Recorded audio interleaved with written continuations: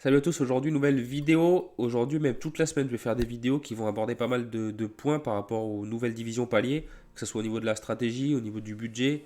On va faire peut-être un peu de scouting aussi. Je ne veux pas forcément rentrer dans les détails comme d'hab au niveau du scouting. Je vais surtout vous montrer le type de cibles qui seront peut-être intéressantes à faible budget parce qu'on n'a pas tous le même budget. Maintenant, pour la division All-Star, bon après c'est pareil en Limited ou etc. Mais pour la division All-Star, c'est plus comme avant. Il vous faut beaucoup plus de profondeur, vous le savez. Alors, le côté que j'aime, c'est que ça va être un gros côté scouting et analyse des match-ups. Après, l'autre côté, c'est que certains d'entre vous ne peuvent pas, avec le budget, accumuler une profondeur énorme et donc vont peut-être devoir évoluer dans leur stratégie, repasser en limited ou voir au niveau des rares qu'est-ce qu'on peut faire. C'est pour ça que je vais aborder tout ça cette semaine. Et là, pour commencer, je vais vous montrer déjà quel type de cible moi je prends. Je vais vous donner des exemples concrets de joueurs que j'ai réellement pris. Et après, à la fin, on va aller voir un petit peu quel genre d'équipe je peux aligner avec mon roster qui est pourtant pas mal, quoi. Donc le calcul est facile. Pour rentrer dans le cap, il faut des joueurs à 48 de moyenne. Après, voilà, suivant les situations, le L15 bougera plus ou moins vite, que ce soit transfert, retour de blessure, etc. Ça peut bouger très vite. Si un joueur est longtemps DNP, il revient, il va faire un gros score. Ça peut un petit peu biaiser son L15 qui va directement monter très haut. Après, il y a des cas plus intéressants, des joueurs par exemple qui ont terminé plus ou moins blessés ou remplaçants en fin d'année. Ça a fait baisser vachement leurs notes parce qu'ils en ont eu plusieurs. Ça a accumulé un petit peu des notes un peu pourries, entre guillemets. Et du coup, quand ils vont revenir, ça va mettre plus de temps à faire augmenter le L15. Et entre-temps, on pourra choper quand même des notes assez sympas, de 45, 50, c'est vraiment un exemple. Il y a ensuite les départs de joueurs, donc certains joueurs qui vont partir, être transférés. S'il n'y a pas de recrutement, certains joueurs vont peut-être gagner du temps de jeu, devenir titulaires. Ça, c'est pareil, des joueurs qui étaient habituellement remplaçants, qui deviennent titulaires, ça sera vraiment, je pense, un bon plan, parce que vous aurez vraiment quelques matchs sympas, avec un cap sympa sur ces joueurs-là. Derrière, si ça commence à vraiment surperfer, ça va être plus compliqué. C'est pour ça qu'il faut énormément de profondeur. Il y a aussi les joueurs qui font une mauvaise fin de saison. Alors, je vais faire un petit focus sur les attaquants, parce que les attaquants, un attaquant par exemple qui est en méforme, il va peut-être, je vous dis une bêtise, c'est un exemple, sur les 10 derniers matchs marquer 2 buts, alors qu'avant il faisait un peu plus un meilleur ratio. Et bien dans ces cas-là, ça peut être aussi intéressant. Donc il y a vraiment pas mal de situations qui peuvent être intéressantes en scoutant, je pense que vous pouvez trouver. Et dorénavant, maintenant, c'est vrai que c'était pas le cas avant, mais les joueurs qui ont un gros écart sont super intéressants par rapport à ce qu'il fallait aligner avant. C'était bien d'avoir une moyenne plus fluide. Là maintenant, un joueur qui va faire des gros écarts en fonction de son match-up, ça peut être vraiment super intéressant et je pense que ça va être là aussi que certains vont faire la différence. Donc pour ceux qui ont déjà une team palier All-Star qui est assez forte, il va falloir ajouter un petit peu de profondeur en prenant des L15 plus faibles du coup. Après ça va être à vous de scouter, c'est super important voilà, de scouter. Je pense que en donnant un petit peu de temps, vous trouverez des cibles sympas pour les aligner avec votre Team All-Star qui est assez forte et pour les faire rentrer dans le cap du coup. Ça change donc la stratégie. Forcément, ceux qui avaient des Team All-Star qui étaient assez fortes, il va falloir ajouter du budget si vous en avez pour ajouter de la profondeur à votre équipe avec des L15 un peu plus faibles pour que dans le cap, votre équipe rentre. Pour ceux qui avaient 7-8 joueurs, qui avaient peu de budget à côté, avec ou sans gardien, je fais un petit aparté sur les personnes sans gardien, il faut 62,5 points pour atteindre le palier à 250. C'est assez compliqué. Après, il faut des joueurs qui ont un L15 qui ne dépasse pas 60, donc ça reste quand même des gros joueurs. Je ne dis pas que c'est impossible, mais ça sera plus compliqué.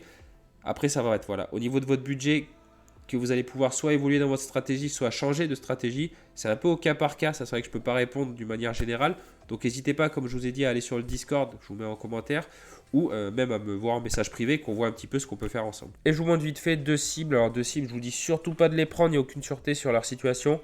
Mais c'est le genre de cible qu'il faudra pour la profondeur. Il faudra multiplier ce genre de profil. Après, voilà, c'est à vous de scouter vos joueurs. Et croyez-moi, il y en a vraiment pas mal.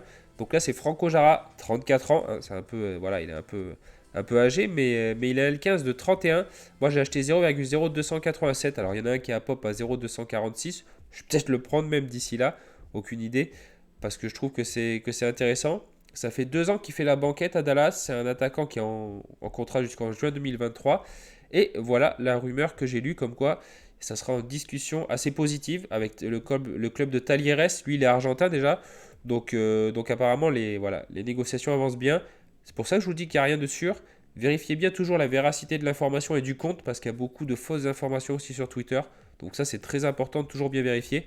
Mais voilà, pour moi, c'est ce genre de pari qu'il faudra multiplier pour gagner en profondeur pas cher et avoir des joueurs qui vont surperfer par rapport à leur L15. C'est pas dit qu'en arrivant là-bas, il soit titulaire non plus. Donc voilà, ça reste vraiment un pari, mais c'est ce genre de joueur vers qui il faudra se tourner. Et le deuxième, c'est Joseph Rosales. Donc c'est un jeune milieu, qui a eu 23 en plus, qui était à Minnesota l'année dernière. Il avait été prêté par un club panaméen. Il devait retourner au Panama, sauf que Minnesota l'a signé pour 3 ans.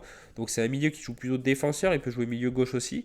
Et vous voyez donc que c'est pas forcément titulaire. Alors ça sera pas non plus titulaire normalement l'année prochaine. Par contre, voilà, il peut gagner du temps de jeu et il peut prendre une place de titulaire. Et à chaque fois, on voit que quand il est titulaire, eh bien, il va faire plus que son L15 actuel qui est à 38. Et c'est ça qu'on va chercher entre le cap de 240 et le palier 250. Il faut gratter 10 points de plus par rapport à la moyenne de vos joueurs. Et donc, lui, normalement, quand il sera titulaire, il va en gratter pas mal. Donc, c'est ce genre de joueur, voilà, à suivre. Après, s'il commence titulaire et qu'il commence à faire des 60, le L15 va vite monter. Mais je pense qu'il va continuer un petit peu à faire pareil, à faire entre banquette et titulaire. Si on suit bien les infos, on pourra deviner plus ou moins quand il sera titulaire et l'aligner au bon moment. Donc c'est pour ça qu'il faut multiplier, comme je vous ai dit avec Franck Jara, ce genre de cible. Ça peut être intéressant, même si, comme Jara, il n'y a aucune sûreté par rapport à la situation. C'est pour ça que je vous dis qu'il faut quand même une grosse profondeur de banc. Et du coup, on va aller sur le line-up builder. Alors c'est un exemple que je vais prendre. Je vais faire d'abord une full Argentine et derrière je vais faire une full MLS parce que si je fais une MLS mélangée à l'Argentine, comme l'Argentine ça recommence quand même un mois avant, les L15 vont bouger donc ça serait pas trop réaliste. Donc là on va déjà commencer par rapport à ce qu'on a en Argentine. Tac, je vais prendre directement en Argentine et voir si on peut rentrer quelque chose dans le cap de 240. Alors j'ai un peu de profondeur en Argentine mais c'est pas non plus la folie. Donc Arias déjà qui nous bouffe du L15 de 56, donc c'est assez compliqué. Derrière, en défense, je vais mettre Mathias de los Santos parce que les autres font exploser le cap. Après, Mathias de los Santos, pas sûr du tout qu'il soit titu avec les retours qu'il y a à Vélez.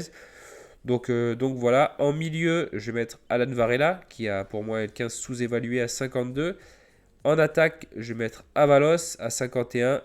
Et en extra, j'ai l'embarras du choix. Je vais mettre Maximiliano Romero qui pour moi sera titulaire, qui a un L15 de 34, ce qui est vraiment parfait. Et on arrive donc sur un cap de 237 points, donc il nous reste 3 points en plus. Mais vous voyez que c'est quand même assez juste, parce qu'on a quand même un L15 à 34. Derrière, il dépasse un petit peu tous, à part de Los Santos, et c'est surtout Arias. Quand vous mettez un L15 qui est à 56, derrière, il va falloir assurer. Et derrière, on peut voir que ça peut choper le palier quand même assez souvent. Donc c'est plutôt cool.